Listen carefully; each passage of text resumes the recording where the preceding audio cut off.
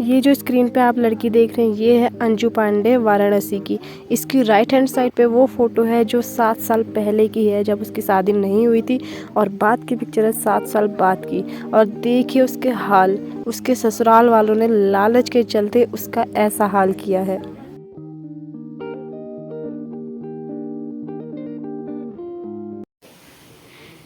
आज जो मैं स्टोरी कवर करने जा रही हूँ वो स्टोरी जब मैंने सुनी ना, मतलब मेरा तो इंसानियत से भरोसा उठ गया।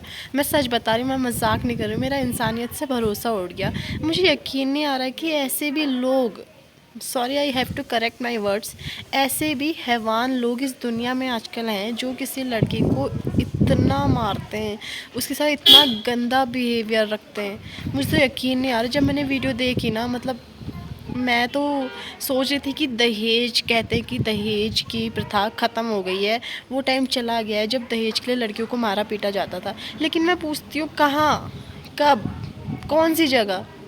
जहाँ देखो हर एक न्यूज़ हम देखेंगे इन चैनल पे और यूट्यूब पे, तो ये खबर सुनने को मिलती ही मिलती है। हफ्ते में, 2 दिन में, 3 दिन में मिलती ही मिलती है ये खबर कि क्या कितनी जगह लड़कियों को दहेज के लिए मारा पीटा गया है, उनकी शादीशुदा ज़िंदगी ख़राब कर दी दहेज ने। सरकार कोई कोई नियम नहीं है इसके लिए भाई।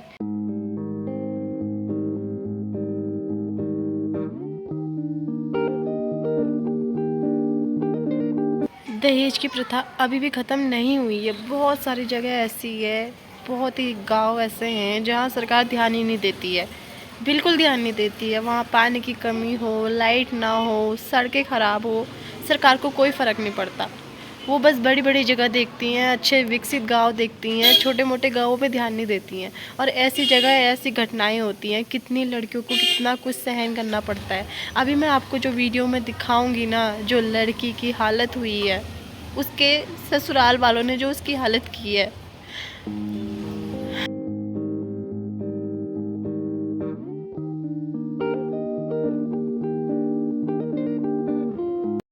तो आपने वीडियो में जो ये लड़की देखी 7 साल पहले और 7 साल के बाद, देखा कितना फ़र्क है।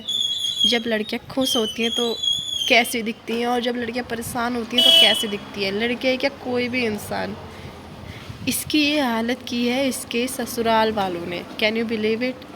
उसके ससुराल वालों ने उसके इतना मारा है, उसके लिप्स जला रखे हैं, उसका बॉडी का कोई पार्ट ऐसा नहीं है जहाँ पे चोट के निशान नहीं है, जहाँ पे जलाया नहीं है। उसके हस्बैंड ने सबसे पहले उसको मारना शुरू किया। इवन ये लव मैरिज है इसकी।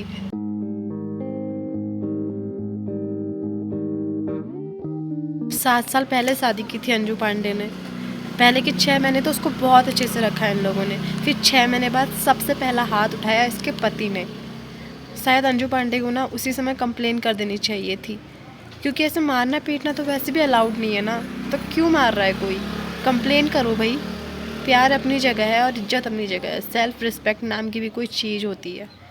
हम जब अपनी सेल्फ़ रिस्पेक्ट को खुद ही गवा देते हैं ना, तो कोई उसको इम्पोर्टेंस नहीं देता। कहते हैं ना कि जहाँ इज्जत ना हो वहाँ 2 रोटी भी नहीं खानी चाहिए। कोई गलत नहीं कहते। जब तुम खुद की इज्जत नहीं करोगे, कोई तुम्हारी इज्जत क्यों करेगा? जहाँ पर तुम्हें लगता है कि हमारे साथ ये सब केसेस हो रहे हैं, हमें मारा पीटा जा रहा है, तो कंप्लेन करो ना, कुछ ना कुछ तो होगा। ऐसे डर के, दुबक के, मार खा के कोई प्रॉब्लम का सल्यूशन नहीं होता। उसके पति ने मारना शुरू किया सबसे पहले, फिर उसकी सास ने, उसके ससुर ने, उसकी ननद ने, यहाँ तक कि उसके मौसी के लड़के ने तक इसमें साथ दिया। नहीं तो वो तो उसका सगा भाई था। वो तो देख के कह सकता था कि मेरी बहन को मत मारो, या अपनी बहन से पूछ सकता था कैसे हो। उसने खुद कहा है कि उसकी मौसी का लड़का, उसका खुद का भाई तक कुछ नहीं कह रहा था। वो क्या कहती, किससे कहती? जब उसके घर वालों उससे मिलने आते थे तो उसको कमरे में बंद कर देते थे, कहते थे कि नहीं है यार, मिलने ही नहीं दिया शादी के बाद से। और जब कहीं जाते थे बाहर तो उसको ताला लगा देते थे ताकि वो कहीं जाए ना, और उसको उल्टा लटका कर बिना कपड़ों के मारते थे। इतना गंदा बिहेवियर कोई कैसे कर सकता है? वो इंसान नहीं, राक्षस है सही मायने में। वो बेचारी को जब भूख लगती थी तो वो खाना मांगती थी तो उसको खाना नहीं देता था। खाने की जगह क्या देते थे ना, मैं तो बोलूँ भी कैसे हो रही है। मैं आपको वीडियो में दिखाती हूँ, उसके मुंह से खुद सुनिए उसको क्या मिलता था खाने में। हम पूरा काम भी करते थे, खाना भी मिलता ही नहीं था। हम बासी सड़ा सब खाने के लिए तैयार थे, लेकिन वो सब भी नहीं देती थी हमें। हम मेरे पे सुंदरी पांडे गरम तेल फेंक दे, अपना लैटरिन अपना मुंह सब पिलाई खिलाई। खाना मांगे तो लैटरिन दे, पानी मांगे तो पेशाब पिलाए। अपना गुटखा खाने का डब्बा रखी रहती थी, उसको घोर के मैं पिलाई। बस उसमें हम कूड़ा रख दिए थे तो घोर के पानी में पूरा पिलाई हमको।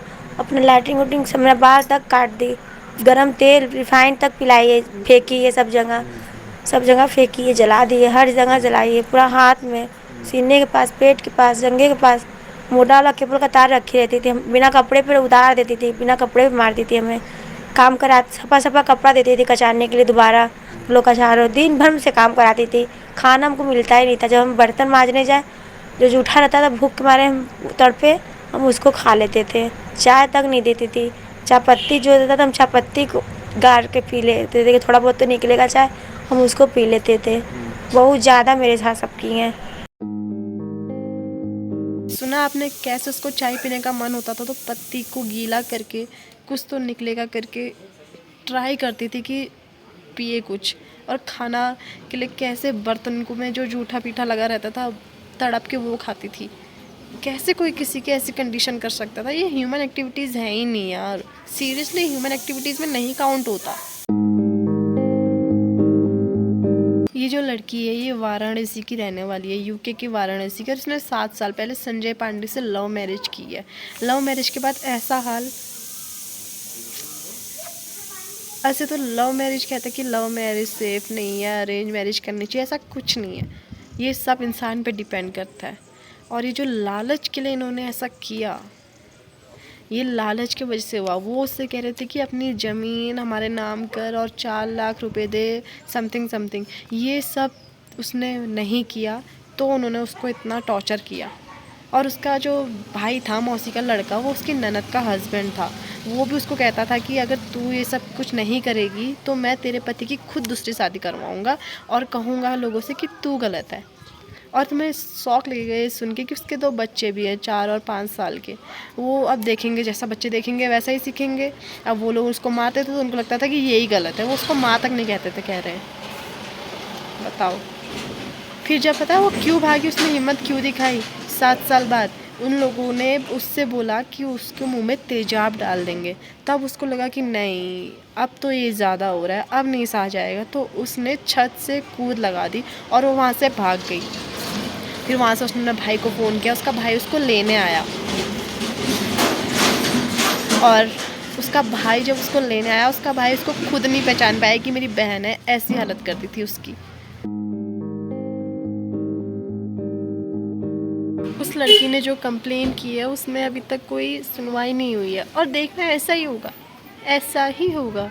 कुछ टाइम तक ये केस चलेगा, न्यूज़ चैनल्स पे आएगा, सबके यूट्यूब चैनल्स पे आएगा, उसके बाद ख़त्म। सब भूल जाएंगे, सब अपने अपने काम में लग जाएंगे। लेकिन यही नहीं होना चाहिए ना। हमारी सरकार का यही तो प्रॉब्लम है, कोई स्ट्रिक्ट रूल नहीं है इन सब वो केस के लिए। अगर स्ट्रिक्ट रूल होते तो लोग करते क्यों ऐसा? वो इंसान को जला रहे हैं, मार रहे हैं, पीट रहे हैं, उनको कोई फ़र्क नहीं पड़ रहा। क्यों? कोई लॉ ही नहीं है, तो उनको क्या ही फ़र्क पड़ रहा है? कुछ टाइम पे लोग भूल जाएंगे, वो जेल से बाहर आ जाएंगे, बात ख़त्म।